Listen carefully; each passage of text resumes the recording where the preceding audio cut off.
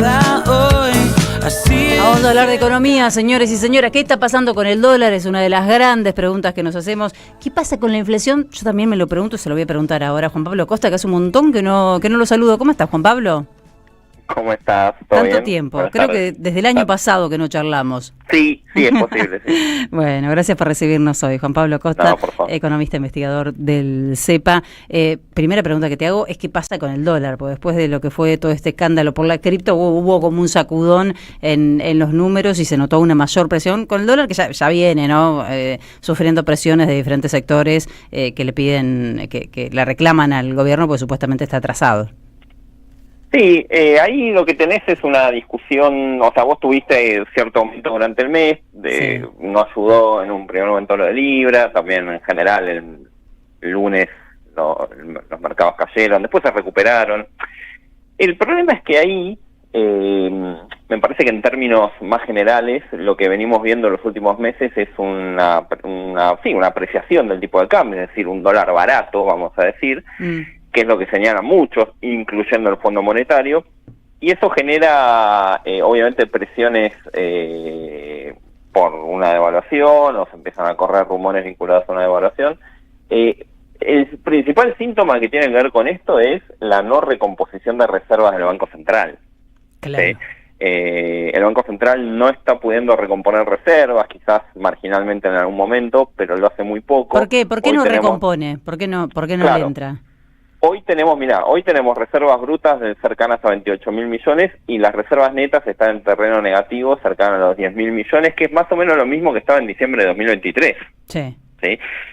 Ahora, acá hay algo interesante o importante para señalar, porque muchas veces uno entra a algún portal o entra a algún diario o lo que fuera y te dice el Banco Central compró, en la rueda de ayer el Banco Central compró 500 millones de dólares y decía, bueno, está comprando. No, es que está comprando todos los meses, todos los días casi compra. Ajá. El problema es que los devuelve.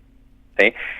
¿Cómo? Bueno, tenés dos mecanismos. El primero es a través del dólar blend, que eso hace que compre menos. ¿Sí? El dólar blend es ese mecanismo que permite a los exportadores liquidar el 20% de las exportaciones en el financiero, en el contrato con liquidación. Eso hace que si en total vos exportas 1.000, si el país, exporta 1.000, vas a tener solamente 800 de oferta en el mercado oficial y 200 en el paralelo, o sea, te reduce la oferta. Y el segundo mecanismo es una política que implementó el gobierno a mediados del año pasado, que es devolver. Fue una comunicación del Banco Central medio perdida, pero básicamente lo que ellos dicen es, como no queremos aumentar la cantidad de pesos, Sí. y yo para comprar dólares tengo que emitir pesos, lo que dice el gobierno es, bueno, voy a vender la cantidad de dólares, de todos esos dólares que compro, voy a vender en el mercado secundario, o sea, en el financiero, la cantidad necesaria para que me devuelvan los pesos que gasté en la compra de esos dólares. Parece medio un trabalenguas, Sí. quizás lo sea, pero no es tan complejo. Básicamente eso lo que hace es, de nuevo, devolver. Entonces el Banco Central compra, pero una gran parte de eso que compra lo devuelve. Ujú. Lo devuelve al mercado, es decir, incrementa la oferta. Eso te genera un dólar más barato, ¿sí? O elimina las presiones de demanda, o sea, abastece la demanda de dólares, Sí. pero obviamente la contrapartida es que no estás acumulando reservas, ¿no? Claro. Que es el gran talón de Aquiles, me parece que hoy tiene este modelo de dólar barato. Después tenés un montón de problemas a mediano o largo plazo, porque tenés una pérdida de competitividad grande, tenés muchos sectores que con este dólar no van a sobrevivir, ¿sí? O sea, es un dólar muy barato, eso obviamente abarata importaciones, ya lo hemos vivido, ¿no? Más de una ocasión. Sí, lo conocemos. Exacto, el sector productivo esto le hace mal, pero incluso en términos de estabilidad financiera, de estabilidad macroeconómica, tenés ese gran problema de la falta de dólares para poder hacer frente a alguna situación de inestabilidad. Por eso se está discutiendo el préstamo con el Fondo Monetario, ¿no? Sí. De 10.000, 15.000, 20.000 millones se habla, justamente para recomponer reservas. Los fundamentos igual siguen igual, ¿sí? O sea, mientras vos no tengas un superávit comercial importante y sea sobre la base de ese superávit comercial que vos puedas recomponer reservas, lo otro es medio pan para hoy, hambre para mañana, Claro, ¿no? Ya sabemos, claro. vos te endeudás y está bien, te entra la plata, digo, pero hay que devolverla y después vas a tener problemas. Claro, no son ingresos genuinos, digamos. Ahora, ¿qué está pasando con la inflación? Porque estaba mirando algunos indicadores. Primero hay grandes cuestionamientos a cómo se está midiendo la inflación, porque dice que no está captando lo que pasa con el bolsillo del laburante. Hoy aumentó el subte, por ejemplo, de vuelta acá en Buenos Aires, pero en términos generales en el país viene aumentando todo el transporte, aumenta la energía, etcétera. Ahora está aumentando fuerte los alimentos, no solamente la carne impulsa, pero los alimentos en general están aumentando. Sí, la carne que venía relativamente rezagada y ahora está aumentando fuerte. Vos ahí lo que tenés es una discusión metodológica, por un lado, bien, como bien señalás, que tiene que ver con los ponderadores. De nuevo, es medio árido explicarlo en la radio, pero tiene que ver con cómo lo medís, y tiene que ver con que en escenarios... ¿Qué son los ponderadores? Los ponderadores es una técnica, digamos, que lo que hace es asignarle importancia a cada uno de los rubros y a cada uno de los ítems, de las cosas que aumentan. Pongo un ejemplo. No es lo mismo que aumente el pan, sí, a que aumente, vamos a decir, el salmón rosado. Claro. ¿Sí? ¿Por qué? Porque la gente come pan, el pan se consume muchísimo, el salmón es rico, pero se consume menos y es caro, etcétera. Bueno, esos son los ponderadores. Mirá, es mucho, pesa más que aumente esto o que aumente esto otro. Claro, claro. ¿Qué pasa? Cuando vos te aumenta mucho un precio relativo en un periodo corto de tiempo, te modifican los consumos de la gente. O sea, la gente pasa a consumir más de una cosa que de la otra por los aumentos, o te aumenta mucho el peso de determinados rubros en tu bolsillo, ¿no? Por ejemplo, lo que pasó en el 2024, aumentaron mucho los servicios públicos. Eso hace que la gente destine una cantidad mayor de su ingreso a pagar los servicios, justamente, y el transporte. En realidad es servicios públicos, transporte, combustibles, sería como esos tres. Claro. Que además, fíjate que son consumos rígidos, son gastos rígidos. Vos no podés dejar de consumir transporte, ¿sí? Sí. No deberías, pero mucha gente lo hace, claro. Sí, pero bueno, marginalmente, digo, pero si tenés que ir a laburar, tenés que ir a laburar. Lo mismo con los servicios públicos, por ahí podés tratar de no apagar la luz, de usar un poco menos el gas, digo, sí, pero lo tenés que usar. Claro. Es inelástico, ¿no? Se le dice en economía esos consumos. Bueno, aumentó muchísimo, aumentó mucho más que la media, ¿sí? Por encima del promedio, y eso hace que la ponderación de esos rubros debería ser más alta, ¿sí? Y no lo es, justamente porque el INDEC tendría que haber hecho estos cambios metodológicos, no los hizo. De hecho, estaban planificados, había un calendario, eso era para octubre, noviembre, sí. La modificación del IPC, por presiones más políticas, no se hicieron. Mira vos. De hecho, renunció, o le hicieron renunciar, mejor dicho, a la directora del IPC. Sí. Claro.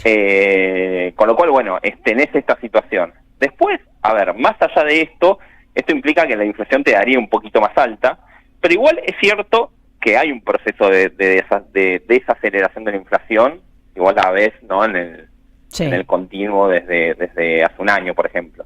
Ahora, acá está el segundo punto, que es que vos tenés una desaceleración de la inflación sobre la base de una enorme caída de la actividad y del consumo y de los salarios, ¿sí? Que no terminan de recuperar, de hecho perdieron bastante, con heterogeneidad. Obviamente no es lo mismo el sector registrado que el no registrado, dentro del sector registrado también tenés heterogeneidad, pero en términos generales no se han recuperado del golpe fuerte que fue, te diría, a diciembre de 2023 y los primeros 3 meses, más o menos 2-3 meses del 2024, que fueron 3-4 meses de terror, ¿sí? En materia de ingresos. A partir de ahí, algunos sindicatos logran recuperar un poquitito más, un poquitito menos, pero quedó ahí, ¿sí? Lo mismo pasó con las jubilaciones, con el cambio de la normativa que hace que no puedan actualizar de manera positiva, ¿no? Pues actualizan siempre con inflación. Con lo cual vos ahí tenés una desaceleración de la inflación digamos, planteada en un escenario recesivo. La gran discusión es qué va a pasar en un contexto de si eventualmente se empieza a recuperar la actividad, por ejemplo. Es difícil si no mejoran los ingresos, pero digo, bueno, imaginemos un contexto que se empieza a recuperar la actividad, vas a empezar a tener más presiones inflacionarias, vas a empezar a tener más presiones sobre la balanza comercial, que es lo que hablábamos antes. Sí. Una de las razones por las cuales el gobierno está más o menos suelto de en los balances, ¿no? Festejan el superávit y demás, es que han caído muy fuerte las importaciones. Claro, al caer el consumo, caen las importaciones. Cae el consumo, cae la producción, etcétera. Bueno, caen las importaciones. Bueno, en un contexto de mejora de esos índices vas a tener más presiones inflacionarias y también más presiones por una devaluación o una corrección del tipo de cambio, con lo cual, por eso digo, es un panorama complejo para mí el que se viene durante el año. Bueno, ahora está un poco la discusión de si el gobierno esto medio que yo, a ver, mi opinión es que esto lo ve el mundo financiero, no es que no lo ve, lo que pasa es que el mundo financiero, digo, pasó lo mismo en los 2 primeros años de Macri. Mientras Claro. dure el carry trade, los tipos saben que se van a tener que ir, saben que esto no es sustentable, pero mientras dura aprovechan. Claro, hasta el último momento están aprovechando. Exacto. Ahora me parece que la discusión que están viendo es si Argentina va a tener financiamiento. Claro. Si Argentina logra una línea de crédito con el Fondo Monetario y la baja del riesgo país le permite acceder de nuevo, digamos, a empezar a colocar deuda, bonos, etcétera, bueno, quizás eso le permita llegar a octubre en condiciones más o menos buenas y bueno, porque acá obviamente todos los focos están puestos en qué va a pasar en materia electoral, ¿no? Claro, obviamente. Que puede determinar el futuro del gobierno. Obvio, le están pidiendo al fondo que banque otra elección, como hizo en su momento con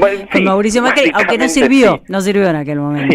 Sí, exacto. Bien, gracias por recibirnos, Juan, te mandamos un abrazo grande. Por favor, hasta luego. Un gusto grande, un abrazo. Hasta luego. Estamos escuchando a Juan Pablo Costa, siempre muy claro explicándonos, integrante del CEPA, hablando de la tensión que hay, sobre todo con la inflación, ¿no?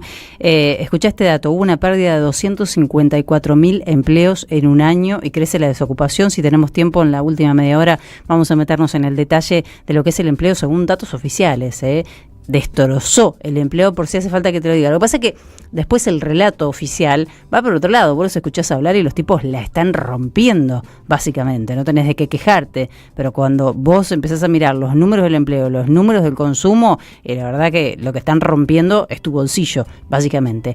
Tenemos una tanda, vamos a ir. Mucha gente anotaba por el mate. Miren qué bonito este mate de los muchachos de Tierra Ranqueli, de Casa de la Pampa. Le mando un beso grande a Pablo, a Vero, de Casa de la Pampa, que siempre nos acompañan y que nos mandaron estos regalitos de cerámica para compartir con nuestros oyentes. Es un mate Lo quiero ver, este mate lo quiero ver con stevia y coco, no sé quién se lo lleva, en la próxima media hora lo vamos a saber. Y por supuesto que tenemos el libro que nos acaba de dejar Alicia Corso, que recién llegada de Córdoba pasaba a visitarnos, de Escondites a Primaveras. Vamos a la tanda.